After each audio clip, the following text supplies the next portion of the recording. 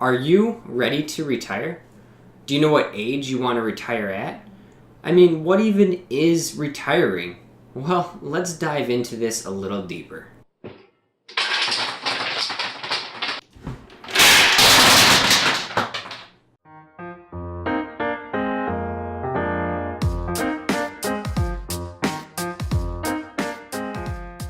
Those are some deep questions for this channel being the Jackleg Act.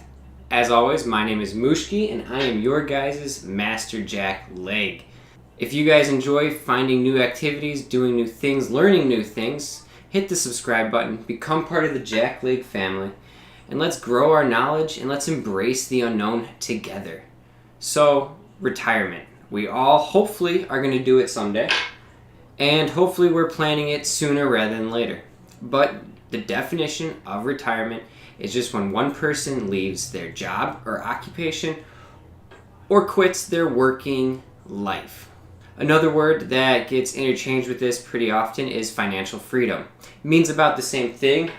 I feel like that's just more of a millennial Gen X term because, retirement just sounds like that's what you do when you're 70 or 80 and, it doesn't sound very pretty. But nonetheless, it's the same thing. It's just, saving up enough money so that one day you can stop working and live off of money that you saved up.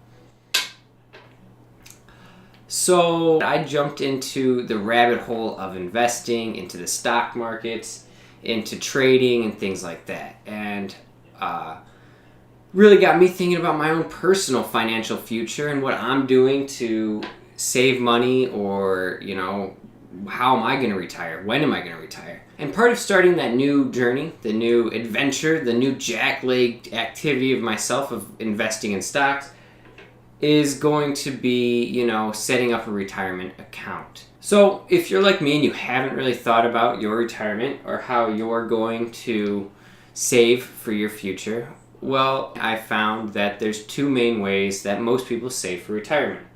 And that's going to be called like a 401k or an account called an IRA. An IRA just stands for an individual retirement account. The 401k is close to the same thing, but that is enacted by your employer. And what your employer does is they group up your money, their money, and anyone else in your company that is putting money away in their 401ks, and they pool it all together and they invest it as a lump sum. There's going to be pros and cons to both the IRA and the 401k. One of the big things that I'll just mention to you, a lot of companies offer a contribution matching. So what they'll do is if you set aside, $50, they'll match that and put in $50 for you as well, or $100, or up to a certain point. And like I said, that's going to be a huge benefit because that's practically just free money. You're not doing anything but saying, hey, I'm going to put aside some money for myself for my retirement, which is what you should be doing anyways because you should be retiring.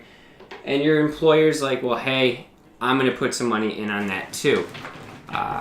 So it's like a win-win all the way around. If your company doesn't offer a 401k package or anything like that, you can go and get your own IRA, an individual one. You can set it up. There's a lot of different banks, institutions, and things that will create them for you. You can get that money put into a mutual fund where it just sits and kind of follows the stock markets, and it gives you a good return.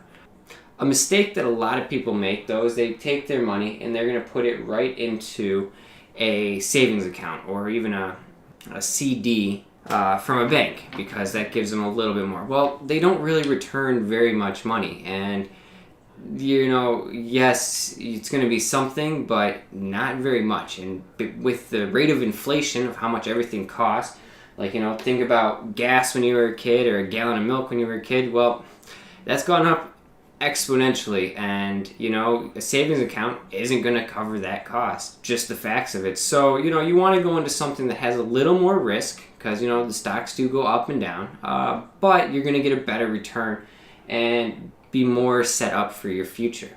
Now, as to when do you want to retire, well, a lot of the retirement accounts are going to put limits to when you can start collecting money on it. without a penalty. There's some IRAs, like the Roth IRA, that does not have the penalty of early withdrawal, which is a great benefit. Like I said, there's going to be pros and cons to each type of account, something that you need to look into. But as to when you want to retire is going to be on when you have enough money to live off of, which goes to what kind of lifestyle do you want to have, do you plan to have? Do you need, $1 million every year from the point you retire to, your inevitable death? If so, you need a lot more money than someone who's like, well, hey, I'm going to go live in a beach somewhere. I'm going to, grow a garden. I'm going to do as much on my own. I need, $25,000 a year. And, that's what they need. So they'll do the math and they'll be able to say, I need this much money and then I can retire for this many years. Take your smoke break if you're out smoking on the job, just take a little bit of time, your commute, whatever, and think about it. What exactly is going to be your financial freedom number? And the easiest way is just like I said, take what you expect you're going to need per year by however many years you want to be retired and multiply them together, and that gives you your number. And then on the other side of that, take however old you are, subtract that from whatever age you wanted to retire, and that's how many years you have to save to that number. So you may be wondering, what the heck is with these blocks? Besides seeing how big of a tower I can make, but what is really with it? Well, let's say each one of these blocks represents your retirement investment, the chunk of money that you can put away. And every time I put a block over here, let's say it was 2 weeks. Let's say this is every time you got paid, you took and you just put a little bit of money to the side and you put it into your account. So if you were doing the math right now, you probably came to a really large number, a big number of what you need to have saved away to retire, and a big number of what you need to be saving away every year, month, week to get to that number on the time that you want it. Just start doing it. Take your money and save it away, because the issue is we see that large number and we say, well, I need $1 million put away. I can't start saving $25. I can't save $50. That's not going to do it. So you don't. You just don't put money away. You don't save. You're like, well, I can't afford it right now. I'll worry about it later. And later becomes next year. Next year becomes a decade. And before you know it, you're in a world of hurt where you have to start putting out big chunks of money to try and make up what you missed out on, okay? And that's the thing, that if you would have started putting money away at an earlier age, and it didn't have to be huge chunks of money, okay? Just small portions. Say every paycheck you put, $25, $50, whatever you could afford, you put it away, you put it into one of these IRAs or 401ks, and over time, compounded interest and all, you're going to have a substantial chunk of money. And you really work at it, and you start building up that payment. Well, you're going to be needing to do a lot of work to catch up to the guy who started earlier, to catch up to the girl who started investing and started saving way earlier, okay? Because if each one of these blocks is that little payment, those little payments, those little deposits, the little investments that you do are going to reach crazy heights. And before you know it, you're going to have your goal. You're going to be there, and you're going to have done it without ever stressing, without ever worrying about it, because you started soon. You started early, okay? You planned it out, and you did what you could. And that's not to say, if you start with this small block that, if you get into a position, a better job, or maybe some of your life expenditures go down, maybe you finally paid off your house and you found a little bit more money each month, that's not saying that you can't put the big blocks on top. You can't start putting, bigger chunks of change away to hit that goal faster, okay? But the person who started early is going to way beat out the person who starts late, okay?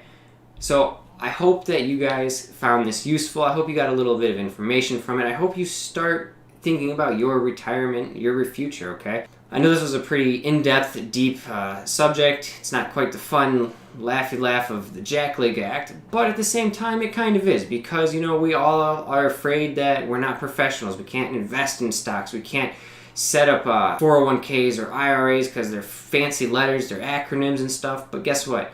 If we just sit down, we just do it anyways, we are humble with it, we realize we're not going to probably do it to the most professional way right off the get-go, but the thing is that we start it and we do it and we go, and it's going to better our lives. We're going to become better people.